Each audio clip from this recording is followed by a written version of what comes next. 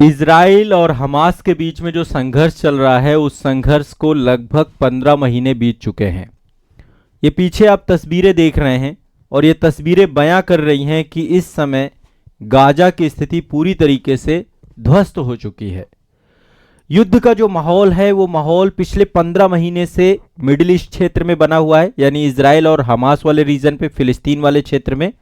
इसके अलावा यदि आप देखेंगे तो रूस यूक्रेन का युद्ध काफी लंबा चला गया। इससे भी पहले से वो युद्ध प्रारंभ हुआ और वो अभी भी चल रहा है। तो युद्ध का काल चल रहा है। पिछला 2023 से देखें, 24 देखें और अभी 25 है, युद्ध की स्थितियां लगातार बनी हुई हैं। अभी कुछ आशा की किरण निकल के आई है। 15 महीने बाद हमास और इजराइल के बीच में सीज फायर पे सहमति बनी है। हमास ने जो शर्तें इजराइल के द्वारा रखी गई थी, उन शर्तों को मानने में हमास खड़ा हो गया है। अब इजराइल के बारे में आप सभी जानते हैं, बहुत ही एग्रेसिव कंट्री है और ये युद्ध की शुरुआत यदि किसी ने की थी तो हमास ने ही की थी, लेकिन उसका खामियाजा ये तस्वीरों में दिखता है। यहाँ की स्थिति पूरी तरीके से बहाल हो चुकी है, बुरी स्थिति हो चुकी है, यहाँ पे बहुत बुरी स्थिति हो चुकी है। यहाँ की सोशल लाइफ पूरी तरीके से खत्म हो चुकी है। सामाजिक पूंजी जो सोशल कैपिटल है, भूखमरी चरम पर है। लोग बेघर हो चुके हैं, लोग पलायन भी करने के लिए यहाँ पर परेशान हैं। देखिए पूरी तरीके से खत्म हो चुका है ना। गाजा पट्टी, गाजा स्ट्रिप, देखो इसको लेकर मैंने डिटेल सेशन आप लोगों के किए थे और यदि आप लोगों को ये पूरे मैटर को समझना है और ये जो लंबे समय से इजराइल अरब संघर्ष चल रहा है, इस पूरे संघर्ष के बारे में, कैसे पूरे संघर्ष का जन्म हुआ, आप लोगों को एक मैंने जो है नेशनल इंटरनेशनल जो करंट अफेयर्स का जो चर्चित मुद्दे आपके होते हैं, उन चर्चित मुद्दे पर एक प्लेलिस्ट बना रखी है जिसमें इजराइल फिलिस्तीन संघर्ष मैंने बहुत डेप्थ में पढ़ाया है। कैसे इस संघर्ष का जन्म हुआ, इजराइल कब कब संघर्ष में आया। तो अभी जो है गाजा में 15 महीने से जारी जंग को रोकने पर इजराइल और हमास सहमत हो गए हैं। सीज फायर के दौरान हमास गाजा में बंधक बनाए गए इजरायली नागरिकों को रिहा करने का प्रयास करेगा, पूरी तरीके से सभी नागरिकों को रिहा करेगा। ये जो बहुत सारे नागरिकों को बंधक बनाया गया था, काफी सारे नागरिक मर भी गए हैं इसमें, ठीक है। और बदले में इजराइल भी हमास के लोगों को छोड़ेगा। इजराइल के द्वारा भी हमास के बहुत सारे लोगों को पकड़ा गया था। तो अब जो है 15 महीने बाद बुद्धि आई है। 15 महीने बाद जब यहां पर जो है बुरी तरीके से पूरी व्यवस्था ध्वस्त कर दी गई है, हमास के द्वारा जो लड़ाई शुरू की गई थी, इजराइल ने अपनी शर्तों पर उस लड़ाई को समाप्त करने की बात की गई थी। अब मैं थोड़ा सा यहां पे आपको पास्ट बताना चाहूंगा। 7 अक्टूबर 2023 को हमास के द्वारा इजराइल पर हमला किया गया था। हमास ने 1139 लोगों को मार दिया था, एक पूरा का पूरा, और लगभग 251 लोगों को अगवा कर लिया था। 251 लोगों को अगवा करके गाजा पट्टी ले जाया गया, फिलिस्तीनी क्षेत्र पे ले जाया गया। इजराइल ने पलटवार किया और लगभग 50,000 से ज्यादा मौतें हुई हैं अब तक। ये तो मतलब कितना डेटा सही है कितना गलत है। लगभग पूरी गाजा के आबादी के 2% से ज्यादा लोग मारे गए हैं। 50,000 से ज्यादा बच्चे गंभीर कुपोषण के शिकार हो चुके हैं। गाजा पट्टी का पूरा हेल्थ सिस्टम हिल चुका है, खत्म हो चुका है। यहां के लोगों की स्थिति खत्म हो चुकी है। तो 15 महीने की जंग में 90% गाजा बर्बाद हो चुका है। 90% गाजा। अब जैसा कि मैंने आपको बताया था कि 251 बंधकों को बंधक बनाया था हमास के द्वारा, जिसमें से अभी तक 157 को छोड़ दिया गया था। वो भी मतलब वो ट्रंप कार्ड लेकर के बैठा था। कैद से रिहा बंधक लगभग 157 लोगों को हमास ने रिहा किया था। कुछ लोगों को सेना के द्वारा भी रेस्क्यू कराया गया था, कुछ लोग मृत भी पाए गए, कई सारे लोगों को मार भी दिया गया समय समय पे। अभी भी हमास के पास 94 बंधक हैं, जिसमें से ऐसा कहा जा रहा है कि 34 लोग मारे गए हैं, 60 लोग ही मात्र जिंदा बचे हैं। तो मतलब 94 लोगों को इजराइल को सौंपेगा हमास, ये सबसे बड़ी शर्त है। और हमास की कोई शर्त नहीं मानी गई, ये मान के चलिए। बस ये है कि इजराइल हमास के बंधकों को भी छोड़ देगा और इसमें कतर, अमेरिका, आसपास के बहुत सारे पड़ोसी देश। अब आपने इस युद्ध का विस्तार देखा था। युद्ध का विस्तार में युद्ध हिजबुल्लाह तक, लेबनान तक पहुंचा, ईरान तक पहुंचा, ये युद्ध सीरिया तक पहुंचा। तो ये युद्ध का विस्तार भी हुआ, युद्ध विकराल रूप में आया, ईरान तक आ गया, इसमें लेबनान आ गया, इसमें यहाँ पर जो है यमन वगैरह क्षेत्र में भी मतलब सपोर्ट काफी जगह पे जो है इजराइल के खिलाफ भी बहुत सारे लोग रहे और इजराइल के साथ अमेरिका खड़ा रहा। भारत भी इस पूरे मामले पे भारत शांतिपूर्वक हल चाहता है इस पूरे मुद्दे का।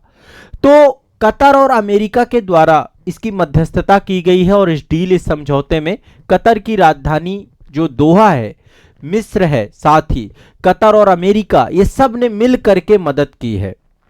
ठीक है, मिस्र, कतर और अमेरिका की मदद से पूरी बातचीत हुई। अब जैसा आपको पता है ट्रंप जब से आए हैं, ट्रंप पूरा चुनाव इसी दम पे जीते हैं कि जब मैं जो है आऊंगा तो युद्धों को समाप्त करने का प्रयास करूंगा, जिसमें इजराइल और हमास युद्ध को एक कॉल पे एक दिन में बंद कर दूंगा। तो कहीं ना कहीं पे अभी तो ट्रंप जो है शपथ लेने जा रहे हैं, शपथ ग्रहण है उनका, आए 1-2 दिन के बाद शपथ ग्रहण समारोह है, लेकिन स्थिति साफ स्पष्ट दिख रही है। 19 जनवरी से सीज फायर लागू हो जाएगा, ऐसा बयान आ चुका है जो बाइडेन साहब का, जो अमेरिका के अभी वर्तमान में राष्ट्रपति हैं। ट्रंप अब बनने वाले हैं, मतलब शपथ ग्रहण के बाद ट्रंप ऑफिशियली बन जाएंगे। ट्रंप जीत चुके हैं लेकिन अभी जो बाइडेन ही है। और जो है कतर के जो राष्ट्राध्यक्ष हैं उन्होंने भी ये बात कह दी है। ठीक है, दोनों के द्वारा स्पष्ट कर दिया गया है।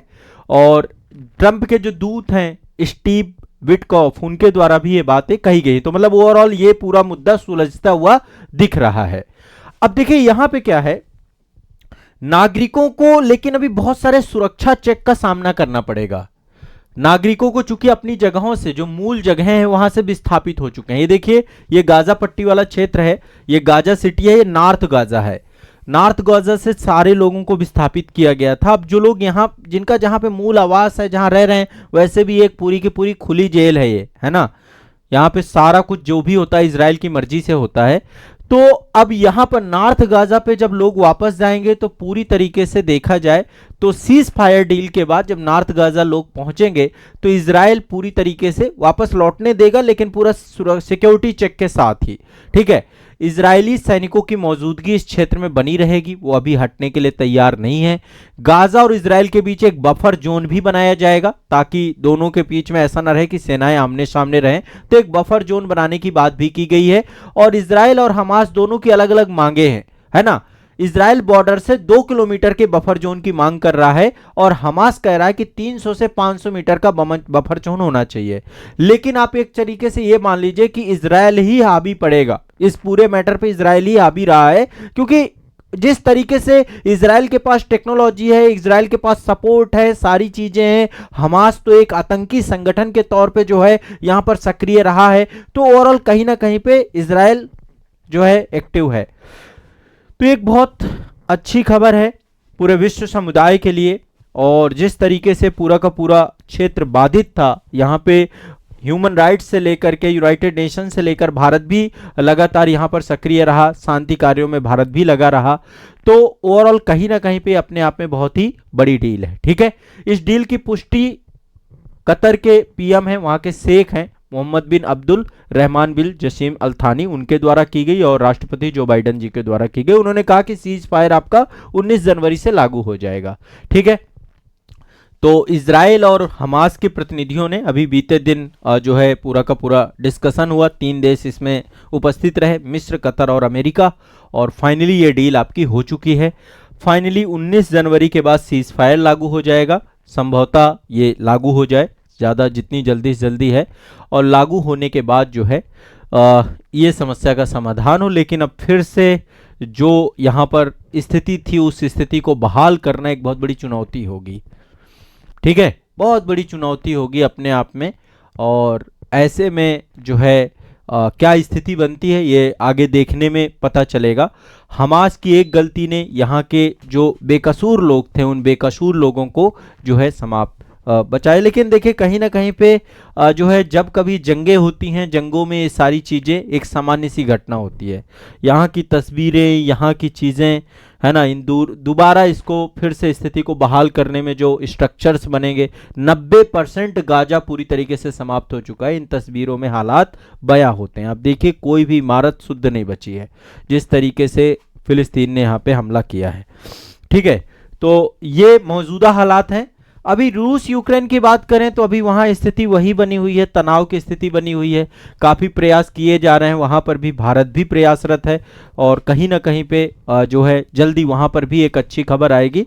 विश्व इस पूरे दौर से जो गुजर रहा है, संघर्ष के दौर से, तनाव के दौर से, पूरे विश्व के किसी भी एरिया के लिए सही नहीं है।